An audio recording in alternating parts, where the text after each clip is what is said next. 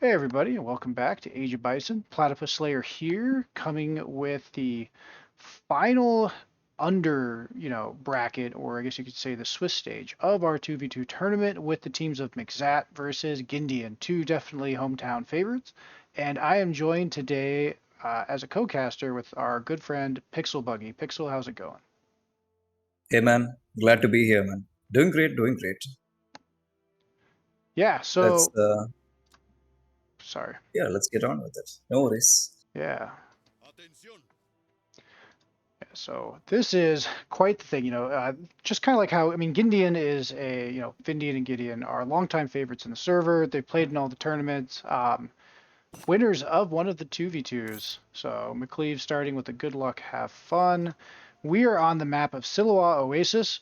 Not a favorite. Actually, as one of the admins, we threw this in because we figured people would ban it, which would force games to go on to the other four.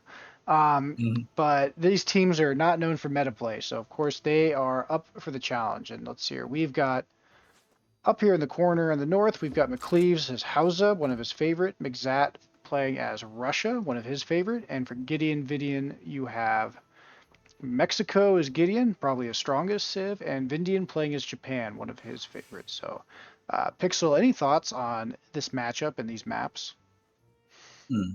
This I haven't played much of this map, but I've seen this map like randomly spawn in the casual lobbies. But about this matchup, I would say I know Gideon and Vindian too well. So since this is an African map, I would expect Vindian to start with desert archers most probably because that's the playstyle of these guys, right? They like to be unique. They do all the weird stuff, right? So maybe we could expect something from Indian and Gideon from just playing with the map. No, I agree. And if you've noticed, Gideon already picking up the should be Berber. Yep, Berber trade post right off the bat as Mexico. So I mean, Gideon using natives with both the United States and Mexico pretty frequently throughout this tournament. Looks like he's going for something unique. And with that, we probably have decks coming in. So yep, this is a Oh, Mexico deck. There is lots of strange things in here, so if you're watching this, I encourage you to pause and take a look if you want inspiration, and perhaps Gideon can leave a comment in the section with some of the rationale. But that being said, he's got all the essential cards you would normally see with Mexico, other than maybe 5 bill missing. I would believe he mhm. likes the goons that can get hurtable animals. So that might be what that's for. Possibly. But yeah, we know native treaties is in the deck, and he's gone with the Berbers as well.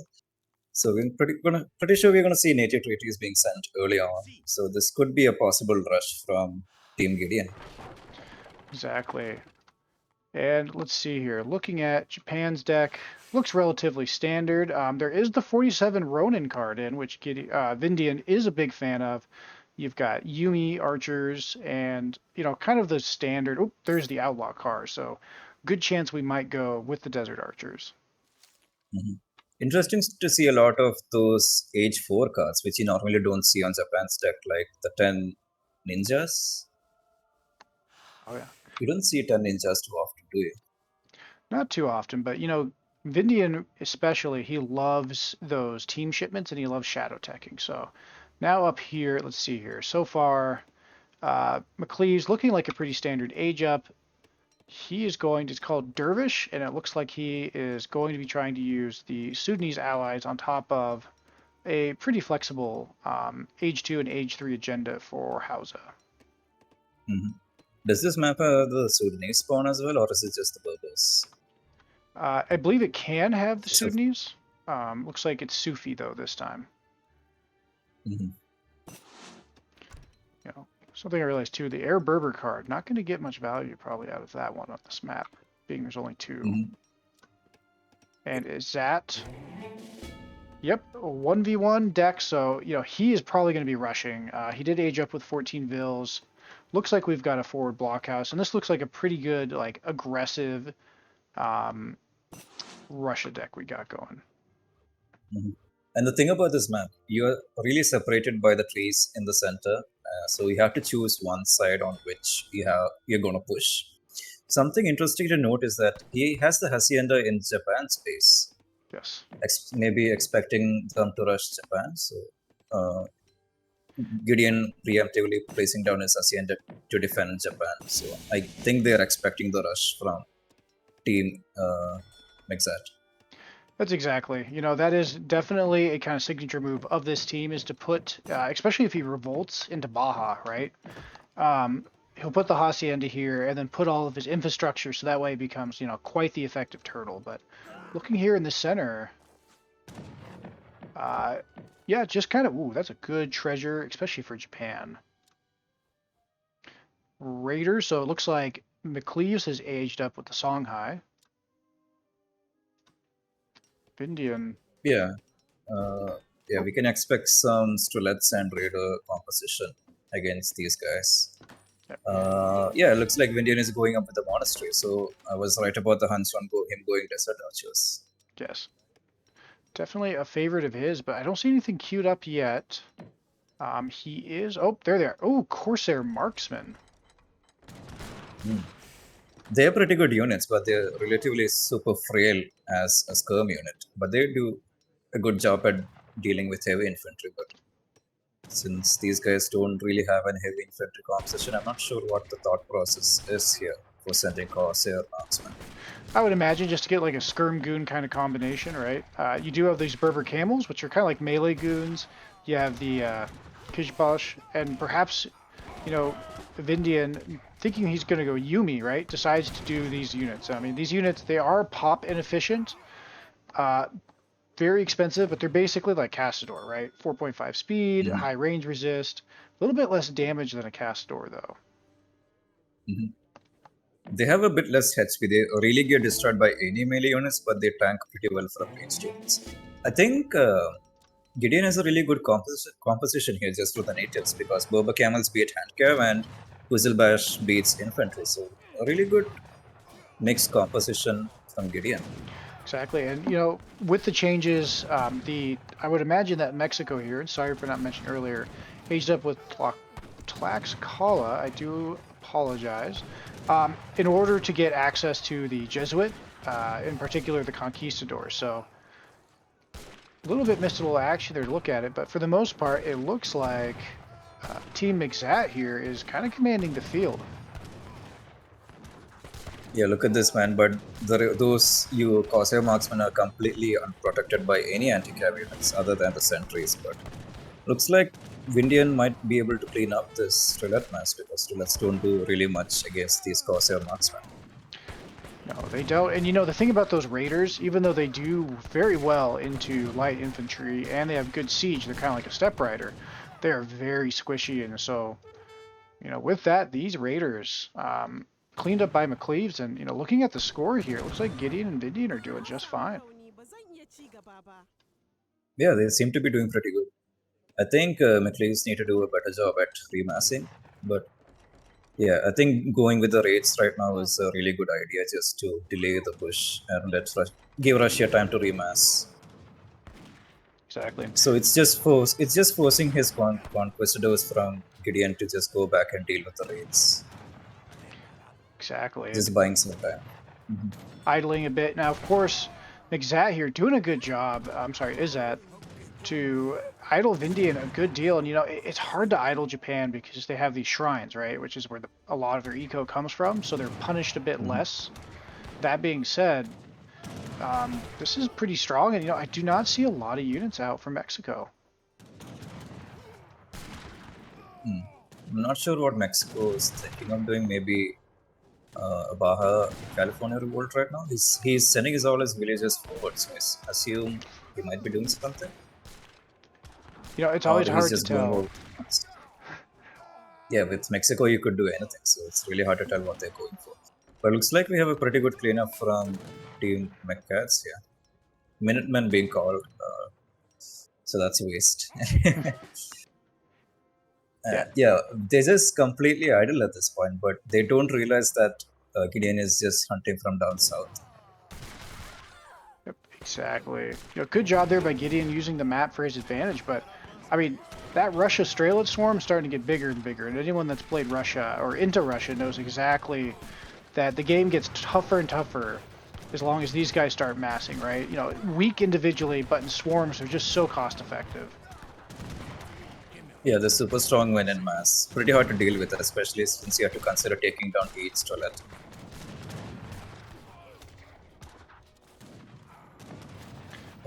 Still opting to go with the Corsair marks. I mean, they do pretty good against strelets in range, but are you really getting your money's worth against strelets?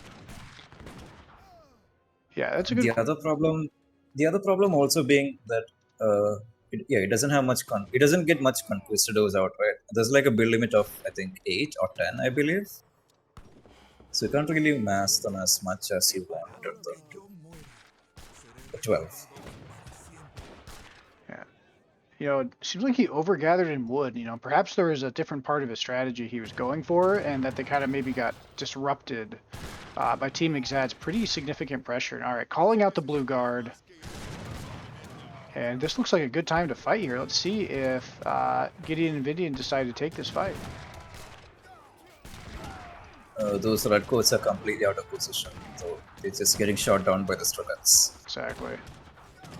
And Japan is completely idle at this point. He doesn't have much units, villages out of the field. He can't gather his cherry orchards. That's the one thing about Japan. If you get rushed, your food eco is gonna really tank because you can only really collect from cherry orchard and berry bushes, which don't spawn on this map.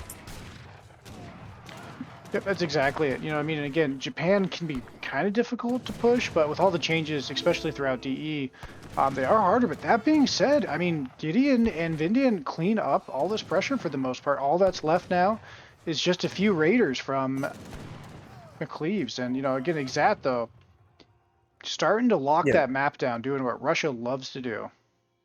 Mm-hmm. Pretty good raids. Pretty good push from Team McCleves here, but Vindian's score has really tanked. 5k score is not the best at this stage of the game. How many wills is Japan on, by the way? I believe he was on 18. He's been really idle. Oof. Ooh, yeah, that's a bit rough. And he's being idled again. Team McCleves not letting go of the gas, constantly just pressuring. But I think they just need to remass before they bringing the push. They're just throwing away units at this point. I agree. Real fast, pull away from the action for a split second just to show that McCleves trying to take map control, and yeah, those Jaguars, they do connect, and these things are pretty gnarly up close, although they are a bit slow against the speedy Strelet. Yeah. He has them in cover mode, so they are doing really good job at tanking the shots from the Strelets. Agreed. Here's the thing though, I think McCleves is sending reinforcements all the way back from his main base. He doesn't have a fort base, does he? Nope, just this this palace, which for the most part is mercenaries only. Mm-hmm. And wow, this has been just a mosh pit. Yeah, Japan has been completely idle. But Vindian is still gathering those. He does have his villagers out, but he's being forced to send them back in again. Gideon is just holding on for dear life at this point. He has his shrines on wood. Or food rather right now. Yeah, not a good feeling as Japan if you've got to use your shrines for food. But Gideon here, his score is looking pretty solid, and he might be able to carry this game. But yeah, they're going to have to figure out a way to just stop this, because this is Russia's favorite game, right? Which is just send the swarm forever and ever and just bleed your opponent out when they run out of hunts or resources in their base. Yeah, man. I think it would be nice if Mexico could mix in, what are those units called again? Those hand cav? Shinako? Chinacos, yes. Ooh. I think Chinacos would do really good here, but here we have the Baja Revolt from Gideon. Here come the outposts. And he does have filibusters coming. Yeah, there's a lot of filibusters on the way. But you know what? Maybe those raiders could have knocked it down super fast, but I almost wonder if he would have gotten more value having the Hacienda be the shipment points for those towers. Mm-hmm. Yeah, I think that's a little bit of a misplay from Gideon, but I don't think Team McCleves might be able to push this, because here comes the outposts, and you can't really deal with outposts with Russia and... oh, no. Oh, pathing. Sorry to interrupt, but pathing. No. Yeah, that's a big loss. At least he gets one down. He gets two down, right? He gets the first one, and he does get the second. Yeah, that is really well. But he does have the filibuster mass, which is always good. Is it too late for Team Gideon to do the revolt, or do you think they can make a comeback from this? Well, Gideon. Because, Oops, sorry. yeah, sorry. Japan is already all in. He doesn't have any wills left. He's really low on eco. Gideon has revolted. What does he have in terms of filibusters? If they clean up this mess, it's pretty much over for Team Vindian. Team Gideon and Vindian. Yeah, this is going to be tough. Gideon has pulled some pretty insane Baja strategies, but he's got the Berber Vills. He can send a card to start retraining Vills again, and using these filibusters, he can buy coin. He can make a whole coin eco. In fact, looks like he's got the Quacheros out. Might be able to blow up that building for res, but I think Russia now, like if we're going to look at the Vil population, Gideon, his eco's been slaughtered. Vindian's eco's on the back foot. McCleves, pretty solid. He's probably got some universities out by now. Yep. So for a decent influence push. But look at that. 47 from Russia. Mm-hmm. And we have Team Gideon switching sides. Knows the blockhouse is there. It's not worth the push. Mm-hmm. But yeah, I think McCleves might spot the push coming from the left side, and it looks like they're just going on in Japan's base. So we might see a base trade here. Yeah, I think that's exactly what we're going to try to see here. The only problem is, they're now going to have to walk all the way back. Well, Vindian, again, Japan kind of needs its its home base to be intact, I think, in order to be useful. And I don't know if that was the wrong call, but it might cost them the game just being a bit out of position. Oh no, Vindian! Yeah, this is not a good fight. That's a lot of exposed villagers. He's just walking past. Oh no. Haciendas, they kind of require a button in order to be garrisonable, right? I mean, you can manually select villagers, but I wonder if something was going on because this Hacienda course, right? Not Vindians. Yeah, I think he just wants to run away from there. He knows it's not worth staying there because they are pretty much all in on Vindian's space at this point. Vindian's score is catching up though, so I think he's looking in a pretty decent spot, but his transfer is going to go down right now. But also, look at this mass from Gideon though. It's huge. I think they might hold.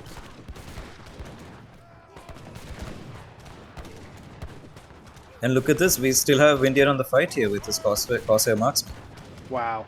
Good job, guy. I mean, what a just absolute clutch, just shootout right here, right? I mean, they lose the TC. That is going to slow them down, but Vindian already at 500 wood. They are going to win this matchup, but I mean, again, their scores are kind of dropping, and I kind of fear that they might get grinded down unless they get like a really good raid or they're able to somehow get some breathing room.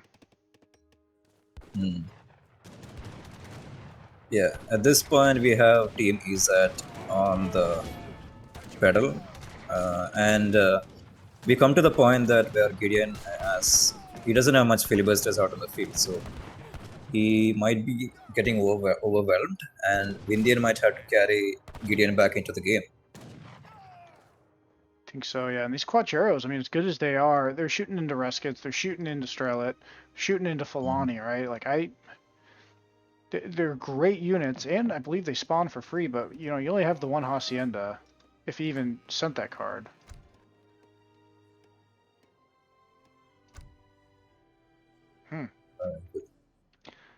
Yeah. Have they tributed any resources? I doubt it. So. I believe Vindian did receive 200 wood. I saw that pop up at some point, but yeah, there's his town center finally going up. McCleves, though, goes to age 3.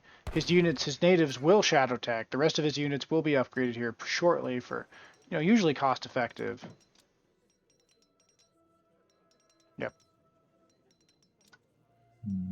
Yeah, we might see one final push from these guys from Gideon because they're pretty much all in at this point, and there will be a point at where Gideon is about to lose his team and he won't have much resources to make more units out. Exactly. Those blockhouses would go down somewhat fast, right? Because of the siege ability of the filibusters. But I mean, they have range, and when you're sitting here in this range, they're just getting shot to pieces. There isn't much filibusters as well, and you get shot down by 3 blockhouses in this fight. I don't think it's a good spot to take a fight, to be honest.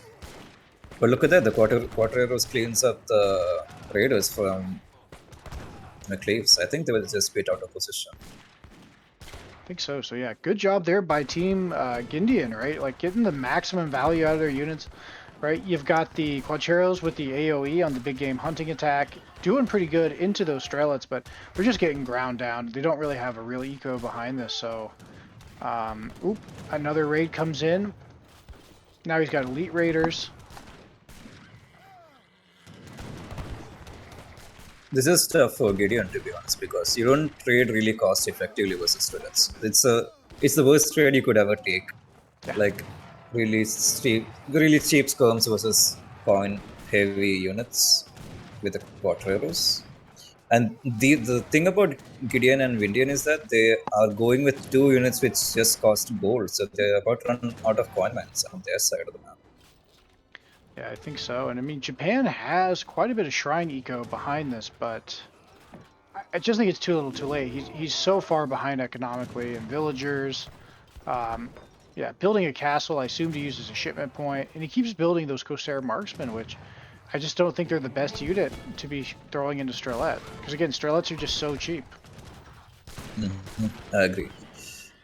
Yes, I don't think Corsair Marksman is the best player right now. Because they will really do well against heavy infantry because they have such low base attack. They really depend on their heavy multiplier attacks to beat units. So using them against Toilets, not the best of ideas, but I think it's what they thought of sticking with, and they're just going with it. Yeah, it might have been the best option available. You know, he does get Desert Raiders though, which I believe, or the Siege Handcap thing is an option. I believe usually on this map it is with the Outlaws, right? They usually paired the 3 together. I could be wrong though. I'll have to check post game. But I think for Mm-hmm. now, I don't know about you, but I'm feeling like Gideon and Vindian are finally out of gas. Yeah, at this point, they are taking down the factory. Once the factory goes down, it's pretty much over for Gideon because there's no way he's coming back into the game. We have McCleves with 2k score, Gideon with 1k. Yeah, Team Gideon's score isn't looking the best right now. And Gideon has been raided a few times as well from McCleves on the left side. We just have been noticing that. I think they might just call it here, but yeah, it's just I think Gideon could have used another unit besides Corsair Marksman. Maybe that would have helped. I don't know what he would really go with. I think Desert Warriors would have been a better choice, but Desert Warriors would be really good actually because they do siege damage and they would just shred through both Raiders and Strelets. But here comes the GG from Team Vindian. Yep.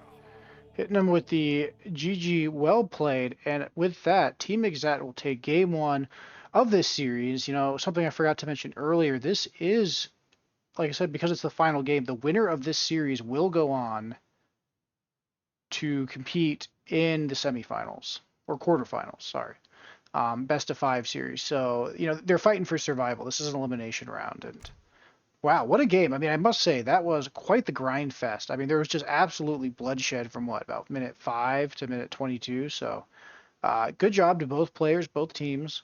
Um, just that much pressure, you know, just trying to multitask under it, it gets pretty laborious after a while. So I'm sure both teams are exhausted after that. That being said, I do agree. You know, it's hard to um, you know, make those changes in the moment. You know, caster privilege. We've got line of sight. We're not actually playing. But I do agree that I think the Corsair marksman, especially after a certain point, a faster tech switch could have saved him. Oh, look, he does not have the cav. You're right. Yeah, he only has Desert Warrior or Corsair Marksman should he choose, plus whatever merc he rolled. Yeah. Yeah, just non-stop pressure from Team McLeaves. Just not letting go of the gas, constantly pressuring Japan, keeping him idle. They did a pretty good job. I think Gideon decided to do the Baja Revolt as last-ditch effort just to hold on. It really did work out, but in the end, too much Strelets. Vindian doesn't have the units to deal with Strelets, and yeah, filibusters not the best against Strelets. No, and you know, I was just kind of highlighting stuff there. I mean, Gideon has 306 units killed to 133 loss. However, when you think about the pop space, the resource space, yeah, sure, Ezzat on paper 135 to 309 sounds bad, but you know, Russia is pretty cost effective, and I think they won. It's like they won every battle and they lost the war ultimately. I think for Team Gideon, but what a Mhm. showing. Yeah, I mean, if you just look at the amount of units killed, you wouldn't expect Team Gideon to win that. You would think, yeah, you would think Team Gideon won that, but in hindsight, it's strelets that is killed mostly, so he does have the most units killed. Correct. And yeah, looking Hmm. through these graphs, I mean, I think right around here, right, is of course, Hmm. the resources are going to drop off, but even before then, Vindian just idled so hard, never able to close Hmm. that gap, especially into Russia, right? Japan, very strong civ, still pretty strong, a bit weaker in 1v1, but a pretty solid team game civ, just was not able to do its, what it wants to do, which is get the shrines out, get a unit that it likes out, start putting some bonuses, and then just scaling very rapidly from there. Hmm. Yeah, I agree, man. And another thing about Hausa is that you can't just let them boom freely because you know they're gonna have a good ego behind this. So the more time they are untouched, the better they become. It's true. And the fields, which, as an Age of Empires 2 long-standing player, it's always cracks me up when people in 3 are like, I have to build farms around. It's like, well, yeah, welcome to the old ways as an old boomer, right? Old man. It's like, well, back in my day, the damn things weren't even infinite. Um, Yeah. but it is. It's a pain, and good. Great job, I think, by McCleves to do a good balance of pressure plus booming behind it, able to get to age 3 first, get the vet units, and I think that also made a significant difference in that final fight. So, any final thoughts before we wrap this up, Pixelbuggy? Hmm. Really good match by both teams, to be honest. They did a pretty good job at holding for that long, so I'll just give it to Team Gideon and Vindian. I mean, I know it's just the problem with not having hand cav units as much as you wanted to. It's just too much to let's for Corsair marksmen to deal with. And it was just purely skirm goon from Team Gideon, which isn't the best to deal with Strelets in mass. You're gonna need to mix a few Quizzle Bash or something in there, but yeah, just unit composition problems, I would say. Otherwise, pretty good, solid match. Really good, really well played from both teams. Exactly right. And then, Japan is a bit slow to start, so being hammered on right off the bat. Good job by, Izzat to get up at 14 Vil, start applying pressure, and just, never let up the entire game. So, GG, well played by both players. We might possibly do game 3. Game 2, the Gideon curse of being out of sync struck again. So, game 2, which I heard, and I will spoil, that Vindian and Gideon strike back with a very convincing win. They are able to tie up the series 1-1, and that we will go into a game 3 situation where the winner will go on in the tournament. So, with that, thank you all if you've made it this far. We appreciate all of you guys, and please leave any comments that you have. Getting Gideon and Vindian, if you're watching this, I would love to hear your guys' insight. Same thing with McCleves and Ezzat. And we're having a blast. We're wrapping up the lower stage, so the next, from here on out, it should be even more of a bloodbath, I feel, between the players. So, like, subscribe, yada yada, you know the drill, and we will see you all on the next one.